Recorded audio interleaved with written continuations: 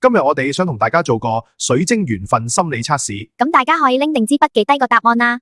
第一題，遇到壓力時，你第一個反應係 A. 搵朋友傾訴。答案 B， 直覺呢個人或者事係有問題。答案 C， 自己靜一靜，思考點解會咁。答案 D， 尋找搵新機會。俾啲時間大家諗下。問題二，你最想改善邊方面？答案 A. 人緣或感情。答案 B， 情緒穩定，唔想俾人影響心情。答案 C. 內心平靜，少啲焦慮，多啲靈感。答案 D， 財運或事業，想多啲升職加人工。大家揀好未呀？最後一條，你理想嘅週末係點樣過呢？ A. 約朋友食飯行街。 B.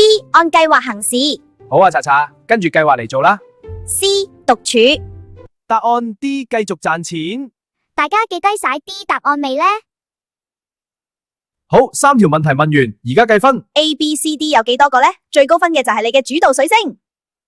答案 A 最多嘅，你嘅主導水晶係粉晶，你中意關心人，不過亦要小心俾朋友呃。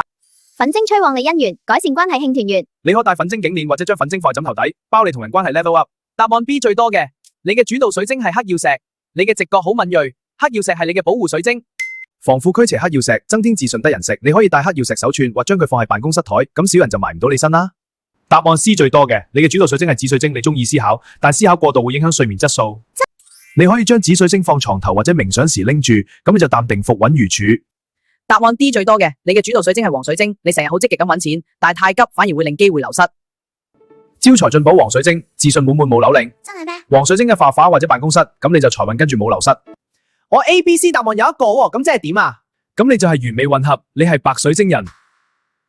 查查，你係全能選手，但容易受外界影響。即係要點算啊？用白水晶平衡淨化，打好根基就樣樣勁。我知道白水晶可以做頸鏈或者手掣串，但如果戴係手，佢可以吸收能量，冥想時亦可以握住佢。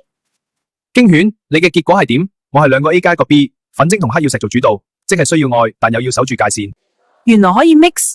如果你都好似我咁啦，就留言俾我哋俾個詳細解釋俾你啦。咁大家可以留言，記得讚好同訂閱我哋頻道啦。